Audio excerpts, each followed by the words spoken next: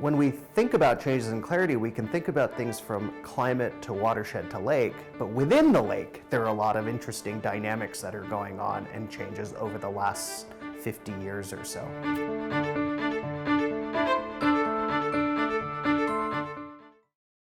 So while climate and the loading from the watershed can be important for the clarity, the internal changes in the biology can also be very important for controlling water quality in the lake and possibly clarity. An example of this is that the animals in the lake have changed significantly since the 1960s. For example, we know that the native fish community has declined, but also the little tiny plankton called zooplankton, or the animals that excrete nutrients to grow algae and perhaps eat some of the algae that are in the lake, are also changing. And what we don't understand currently are all those complex feedbacks of the biology and what their role is for controlling clarity or contributing to the growth of algae. Another aspect of the lake that we study that we have shown has declined and changed in the lake is the bottom of the lake. So the bottom of a lake is like the lungs of a lake. Basically, all of the material that causes the clarity to decline eventually settles to the bottom.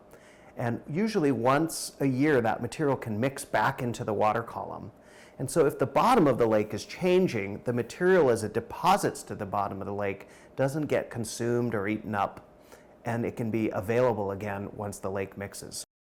So one thing we've noticed since the 1960s is there's been an 85 to 99% decline in the native invertebrates that live at the bottom of the lake. The reason this is important is those invertebrates play an important role for consuming organic matter or material settled to the bottom of the lake from the water column.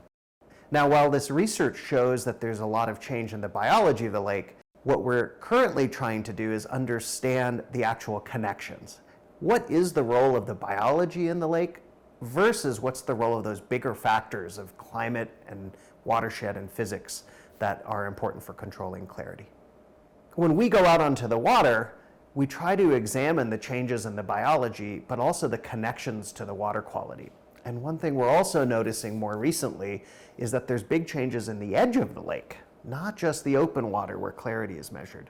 And what we think is happening is that there are feedbacks between the nearshore edge of the lake that might contribute to the offshore part of the lake.